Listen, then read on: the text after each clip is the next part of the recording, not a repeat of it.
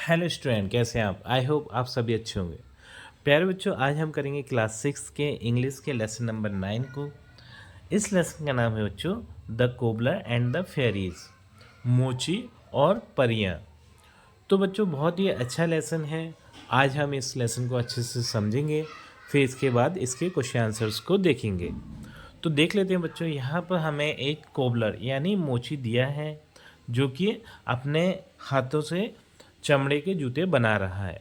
और यहाँ पर हमसे एक प्रश्न पूछा गया है, who is cobbler. Cobbler means होता है बच्चों मोची, और जो कि चमड़े का सामान बनाता है उसे हम कोबलर बोलते हैं बच्चों।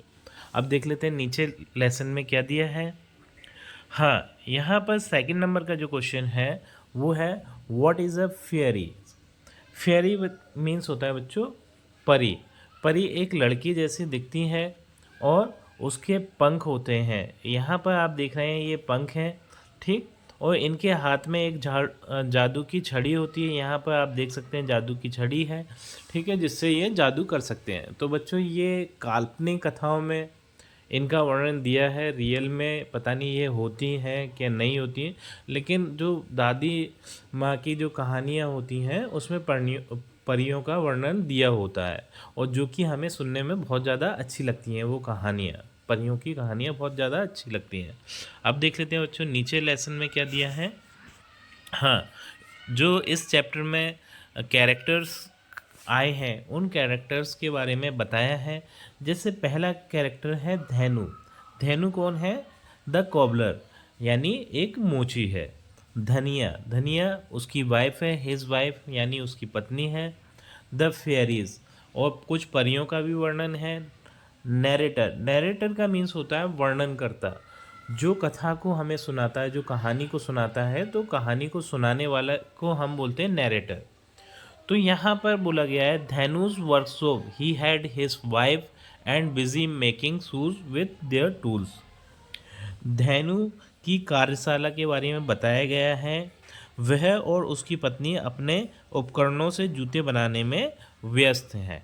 जैसा कि हमें पता है बच्चों, धैनु क्या है? एक मोची है। तो उसकी वाइफ भी, उसकी पत्नी भी उसकी मदद करती है जूते बनाने में, ठीक।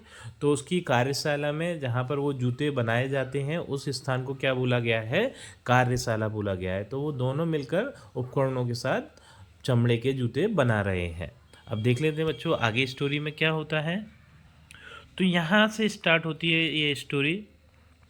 तो धैनु धेनु बोलता है, this is the last piece of leather and we don't have money to buy any more. I am afraid we will have no food from tomorrow. तो यहाँ पर बच्चों जो धेनु है वो कहता है, वह चमड़े का आखिरी टुकड़ा है और हमारे पास और ख़रीदने के लिए पैसे नहीं हैं। मुझे डर है कल से हमें खाना नहीं मिल पाएगा।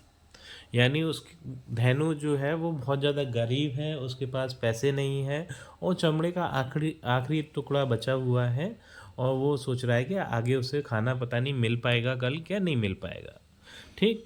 फिर जो धनिया है उसकी पत्नी है वो बोलती है, don't worry God will help us and everything will be all right. तो धनिया इस पे बोलती है, चिंता मत करो, भगवान हमारी मदद करेंगे और सब ठीक हो जाएगा। अब जो बच्चों नैरेटर यानी कथाकार है, कथावाचक है, वो बोल रहे हैं यहाँ पर, Dhenu cut his last pair of shoes at night and went to bed. He was worried when he wake up the next morning and went to his workshop he was surprised।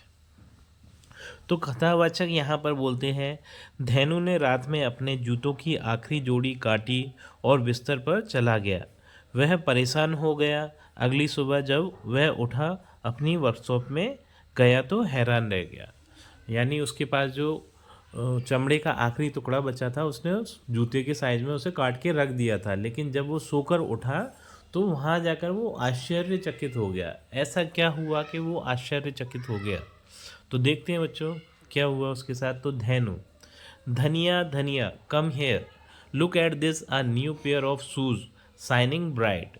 तो वो धेनु जो है वो अपनी पत्नी को बुलाता है, धनिया धनिया यहाँ आओ, इसे देखो, चमकते जूतों की एक नई जोड़ी। यानी उसने जो लेदर का जो कटिंग करके रखी थी शूज़ की, तो वो अब जूतों में बदल चुकी थी, उसके जूते बन चुके थे। अब उसने रात में उन जूतों को बनाया नहीं था, इसलिए वो आश्चर्यचकित था कि इतने सुंदर जूते आखिरकार किसने बनाए। ठीक, अब इसे आगे देखते हैं बच्चों, इस चैप्टर में क्या दिया है। तो फिर धनिया जो उसकी वाइफ है वो बोलती है, they are beautiful, I knew everything would be all right, but who made this shoes for us. तो धनिया बोलती है, वे सुंदर हैं, मुझे पता था कि सब कुछ ठीक हो जाएगा, लेकिन हमारे लिए ये जूते किसने बनाए हैं। तो जो धनिया थी उसकी वाइफ थी, वो बोलती है, ये जूते तो बहुत ज़्यादा सुंदर हैं, लेकिन ये इतने सुंदर जूते बनाए किसने हैं, क्योंकि दोनों को ही नहीं पता था ये जूते किसने बनाए हैं, और बहुत ज़्यादा सुंदर जूते थे वो।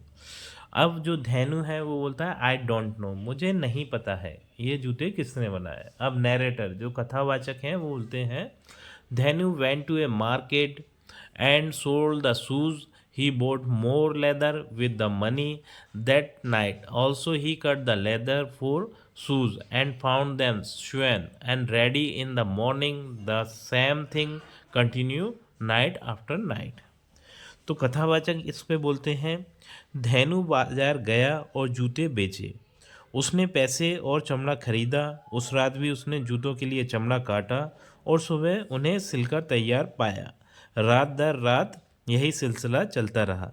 कुछ दिनों के बाद, ए फ्यू डेज लेटर, यानी वो रोज़ चमड़ा लेके आता था, उसे कटिंग करके रखता था और सुबह देखता था तो उसको जूते तैयार मिलते थे। तो ऐसा कैसा हो रहा था उन्हें पता नहीं था। ठीक, तो इसके बाद क्या होता है बच्चों, धेनु टू हिज वाइफ, धेनु अपनी वाइफ से कहता है, how can this be true, after all who makes the shoes for us, let us hide behind the door tonight and find out who our friends are.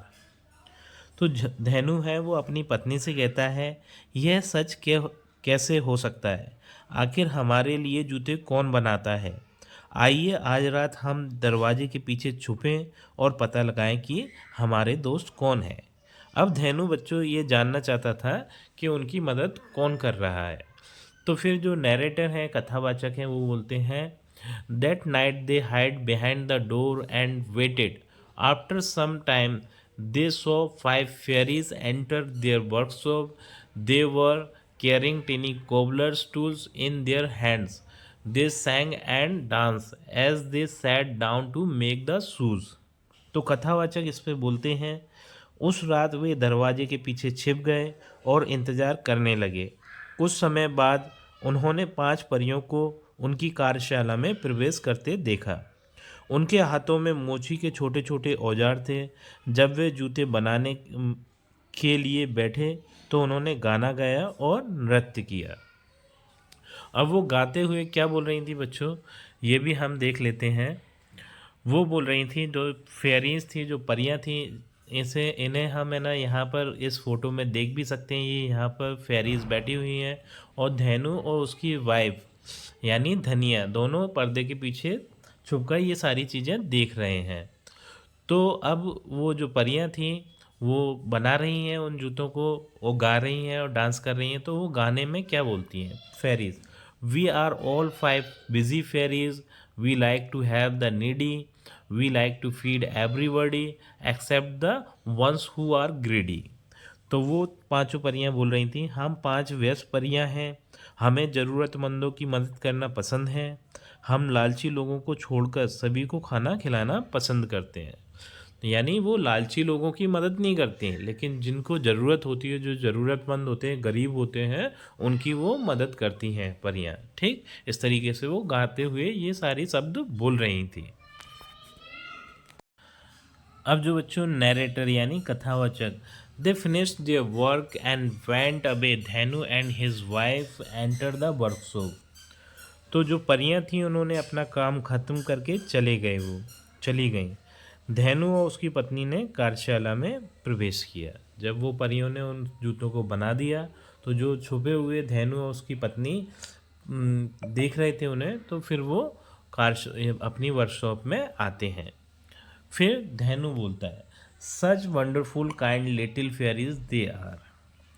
वे कितनी अद्भुत दयालु छोटी परियां हैं। अब धनिया बोलती है, I will make some nice clothes for the fairies. मैं परियों के लिए कुछ अच्छे कपड़े बनाऊंगी। फिर ये कथावाचक बोलते हैं, धनिया sweet clothes for the fairies. धनिया परियों के लिए कपड़े सिलती है। अब फिर यहाँ पर है बच्चों, the following night when the fairies came to the workshop they were surprise. They found 5 pairs of bright and colorful clothes on the floor in place of leather. They put them on happily and sang and danced all night. Denu and his wife never forget their kindness and continued their work regularly. They lived happily ever after. अगली रात जब परियां कार्यशाला में आईं तो वे आश्चर्यचकित रह गईं। उन्हें फर्श पर चमड़े के स्थान पर 5 जोड़ी चमकीले और रंग बिरंगे कपड़े मिले। उन्होंने खुशी खुशी उन्हें पहन लिया और सारी रात गाते और नाचते रहे। धेनु और उनकी पत्नी उनकी दयालुता को कभी नहीं भूले और नियमित रूप से अपना काम जारी रखा। उसके बाद वे खुश रहे।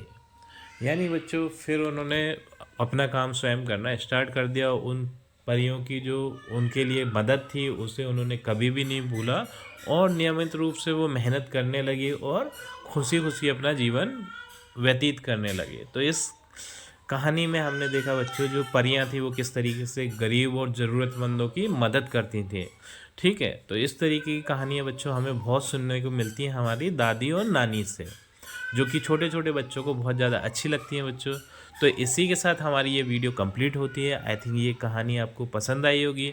यदि कहानी पसंद आई है बच्चों तो वीडियो को लाइक करिए, चैनल को सब्सक्राइब करिए। आपसे मिलते हैं अपनी अगली वीडियो में।